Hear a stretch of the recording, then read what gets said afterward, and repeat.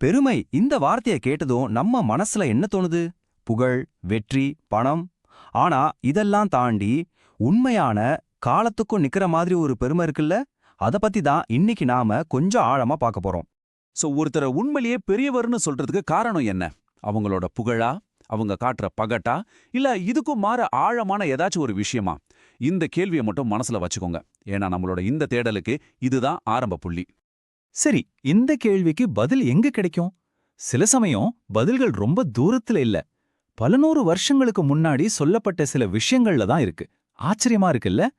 பழங்கால ஞானம், ஆனா இன்னைக்கும் நம்ம வாழ்க்கைக்கு அப்படியே பொருந்தி போற மாதிரி. பல நூற்றாண்டுகளா ஒரு சின்ன அறிவுரை, அமைதியா ஆனா ரொம்ப உறுதியா நமக்கு ஒரு வழியா காட்டிட்டு இருக்கு. பார்க்கறதுக்கு ரொம்ப சிம்பிளா தெரியும், ஆனா அதோட தாக்கம் ரொம்பவே பெருசு. அத பத்தி தெரிஞ்சுக்க நீங்க ரெடியா?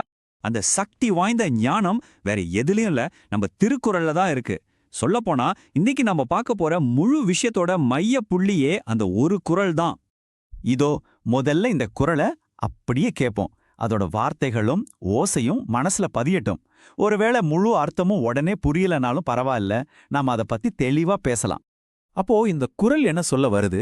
சிம்பிளா சொன்னா, எதை தெரிஞ்சுக்கணுமோ அதை சரியா தெரிஞ்சுக்கிட்டு அதுக்கேத்த மாதிரி ஒரு ஒழுக்கத்தோட அடக்கத்தோட நடந்துக்கிட்டா அதுவே பெரியவங்களால மதிக்கப்படுற ஒரு பெருமையை கொண்டு வந்து சேர்க்கும். இதுல பாருங்க, அறிவு, ஒழுக்கம், அப்புறம் அங்கீகாரம்னு 3 விஷயம் இருக்கு. இது 3ம் எப்படி ஒன்னா சேருதுங்கிறது தான் இங்க சுவாரஸ்யமே, இல்லையா? சரி, இத வெறும் தத்துவமா பேசிட்டு இருந்தா புரியாது. வாங்க, ஒரு சின்ன கதை மூலியமா இதை புரிஞ்சுக்க முயற்சி பண்ணலாம். இன்னைக்கு இருக்கிற உலகத்துல இந்த ஞானம் எப்படி வேலை செய்யுதுன்னு பார்க்கலாம். நம்ம கதையில 2 பேர் வராங்க, பிரியா அப்புறம் அருண். 2 பேருமே செம்ம பிரில்லியன்ட் ஸ்டூடெண்ட்ஸ். ஒரு பெரிய கோடிங் போட்டி, ஜெயிக்கிறவங்களுக்கு ஒரு மிகப்பெரிய டெக் நிறுவனத்திலிருந்து ஸ்காலர்ஷிப் பரிசு. சோ களம் தயாரா இருக்கு. இங்கதான் கதையில ஒரு ட்விஸ்ட் வருது. 2 பேரும் இந்த போட்டியை 2 விதமா அணுகுறாங்க. பிரியா பாக்குறதுக்கு ரொம்ப பிரம்மாண்டமா கலர்ஃபுல்லா ஒரு ஆப் உருவாக்குறாங்க. ஏகப்பட்ட ஃபீச்சர்ஸ், ஆனா அதுல சின்ன சின்ன பிழைகள் இருக்கு. அவங்களோட கவனம் எல்லாம் பிரசன்டேஷன், மார்க்கெட்டிங்னு வெளித்தோற்றம் மேல தான் இருந்துச்சு. இன்னொரு பக்கம் அருண், அவன் ரொம்ப சிம்பிளா ஒரே ஒரு பிரச்சனையை மட்டும் கச்சிதமா தீர்க்கிற மாதிரி ஒரு ஆப் செஞ்சான். அவனோட கவனம் எல்லாம் கோடை எப்படி இன்னும் சிறப்பா பிழையே இல்லாம ஆக்கலாங்கிறதுல தான் இருந்துச்சு.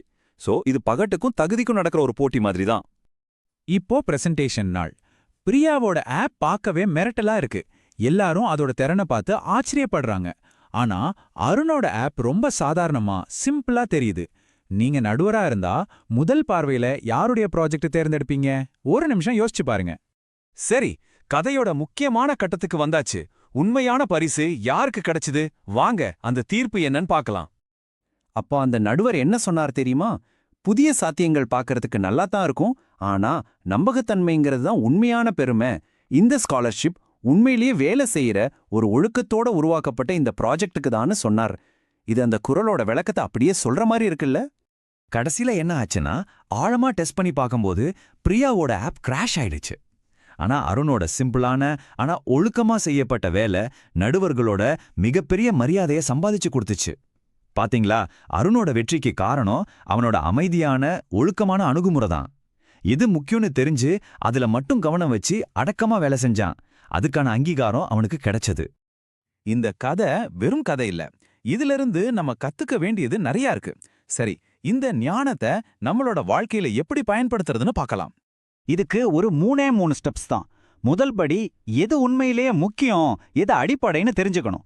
2வது, அதை நோக்கி ரொம்ப அமைதியா ஒழுக்கமா வேலை செய்யணும். ஆரவாரம் தேவையில்லை. 3வது, இப்படி செஞ்சாலே போதும், உண்மையான நீடித்து நிற்கக்கூடிய மரியாதை உங்களை தேடி வரும். சிம்பிள்.